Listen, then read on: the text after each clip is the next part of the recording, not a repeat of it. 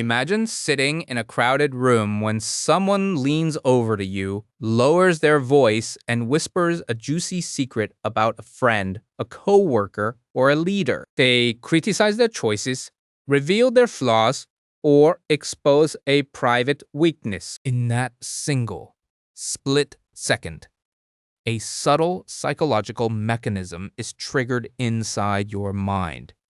You feel a sudden surge of false intimacy. You feel chosen, trusted, and included, and almost automatically, your brain prompts you to return the favor, to drop your guard, share a secret of your own, or add your voice to the mockery.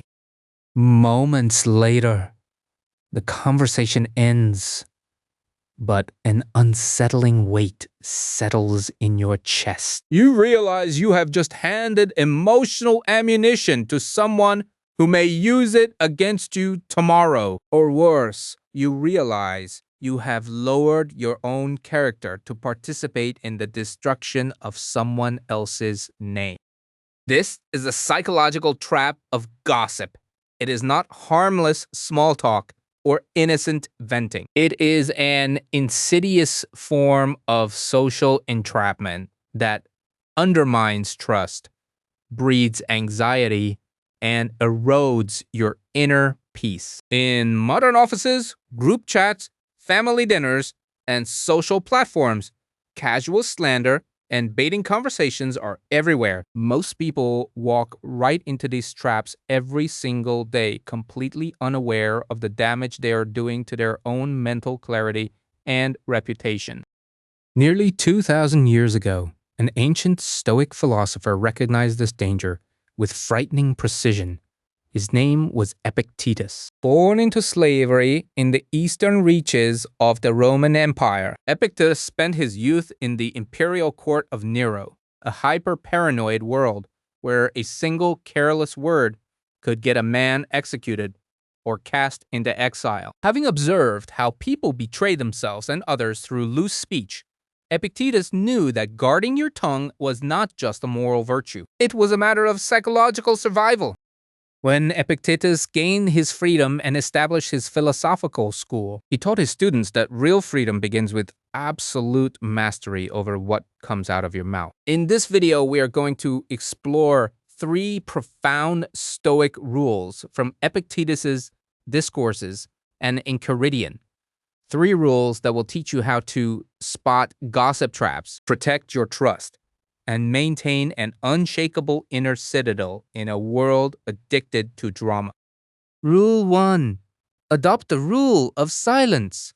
Speak only what is necessary. Most people talk far too much. They speak to fill uncomfortable silences, to seek validation, to impress strangers, or simply because they cannot endure the quiet of their own thoughts. But when you talk without intention, you inevitably venture into dangerous territory. You begin talking about other people's lives, judging their decisions, and spreading rumors you haven't verified. Epictetus saw this verbal restlessness as a core defect of the untrained mind. In chapter 33 of the Enchiridion, he laid down an uncompromising standard for anyone seeking wisdom. Let silence be the general rule, or let only what is necessary be said, and in few words. He went on to explicitly detail what a wise person should avoid discussing. About none of the common subjects. Not about gladiators, nor horse races, nor about athletes, nor about eating or drinking, which are the usual subjects, and especially not about men, as blaming them or praising them or comparing them. Notice how precisely Epictetus pinpoints the source of modern gossip. He warns us against 3 specific verbal habits regarding other human beings: blaming them, praising them excessively, or comparing them to others. Why is comparing and blaming others so destructive? Because when you spend your energy evaluating the lives of people around you, You shift your focus away from the only thing you actually control, your own moral character and mind. When you blame someone behind their back, you reinforce a victim mindset inside yourself. When you compare two people, you ignite envy and resentment. Epictetus does not command you to become a mute statue. Instead, he challenges you to make silence your default state. Before you open your mouth to speak about another person, ask yourself 3 questions. Is this necessary? Is this true? Is this within my control? If the answer is no, return to silence. A person who controls their tongue immediately commands respect, because silence signals self-control, dignity, and an inner strength that cannot be easily manipulated. Rule 2. Don't fall for reciprocal baiting, the Roman spy entrapment tactic. One of the most dangerous ways people get pulled into gossip is through reciprocal baiting. Someone approaches you, acts exceptionally friendly, and starts badmouths a mutual friend, a boss, or a authority figure. Because they took the risk of speaking first. You feel an irresistible urge to agree with them or offer up your own criticism to prove your loyalty. In the 4th book of his Discourses, chapter 13, Epictetus illustrates this exact phenomenon with a chilling historical scenario from imperial Rome.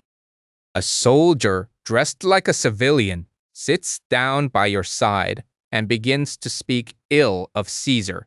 And then you too, just as though you had received from him some guarantee of good faith in the fact that he began the abuse, tell likewise everything you think. And the next thing is, you are led off to prison in chains. Think about how profound this insight is. In ancient Rome, imperial spies in disguise would sit in taverns, act like frustrated citizens, and curse the emperor. Unwary citizens would hear this, assume the stranger was safe, and join in the treasonous rant. Within minutes, the soldier would reveal his badge and drag them away in chains. Epictetus points out that modern social traps operate on the exact same psychological mechanism. Just because someone opens their heart to you and spills their thoughts, you naively assume they have given you a guarantee of good faith. You think he told me his secret, so I must tell him mine. But why did you trust him? Simply because he appeared to trust you first. This is the reciprocal vulnerability trap. When someone comes to you with gossip or secret criticism, they are not giving you a gift of trust. They are testing your boundaries, seeking validation for their own malice, or setting a trap to see if you will take the bait. A Stoic recognizes this play immediately. When someone begins speaking ill of Caesar, or in modern terms, bad-mouthing your colleague, your friend, or your employer, you do not take the bait. You do not agree just to be polite, nor do you share your private opinions. You remain calm, steady, and neutral. You treat their words as external noise that has nothing to do with your inner integrity. Rule 3. Beware of the broken jar. Recognize leaky characters. Why do so many people feel shocked and betrayed when a secret they shared in confidence suddenly becomes public knowledge? They come to Epictetus complaining, I trusted him, and he betrayed me. How could he tell everyone my secret?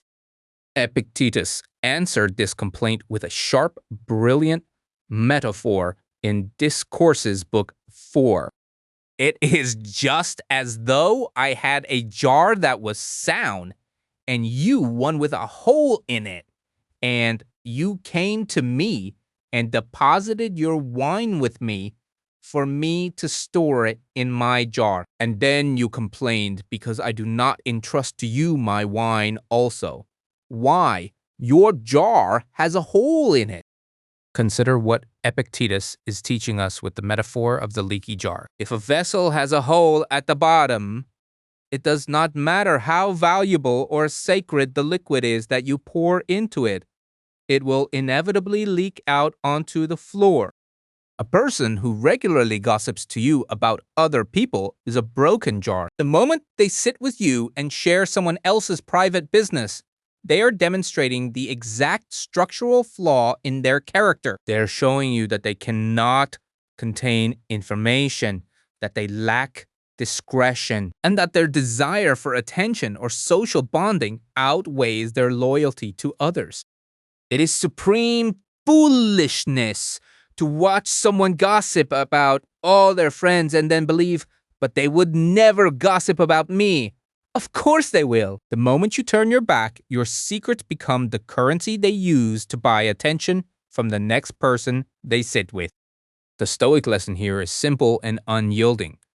Observe how people treat those who are absent. If someone badmouths their friends when they leave the room, treat that person like a leaky jar. Be polite, be kind, but never deposit your wine into a vessel with a hole in it. Keep your deepest thoughts, your vulnerable plans, and your private matters locked safely within your own sound vessel. Conclusion. Mastering your mind and tongue. Gossip and social drama are taxes that the untrained mind pays to feel connected to others. But you do not have to pay that tax. You can choose a higher path, the path of stoic dignity, discretion, and mental sovereignty. Let us review the 3 ironclad rules of Epictetus for avoiding gossip traps. First, adopt silence as your default state. Speak only what is necessary and refrain from blaming, praising, or comparing the lives of others. Focus your mental energy entirely on your own moral progress. Second, beware of reciprocal baiting. Never assume that because someone shares a secret or badmouths an authority figure, they have given you a guarantee of good faith. Recognize the hidden Roman spy in social conversations and refuse to take the bait. Third, recognize the broken jars in your life. Observe how people speak about those who are absent. If a person cannot contain someone else's confidence, never entrust them with your own. When you master your tongue, you master your mind. You become an island of calm and trustworthiness in a chaotic world. While others waste their lives entangled in petty rivalries and broken confidences, you stand unshakable, free, focused, and truly in control of your own life.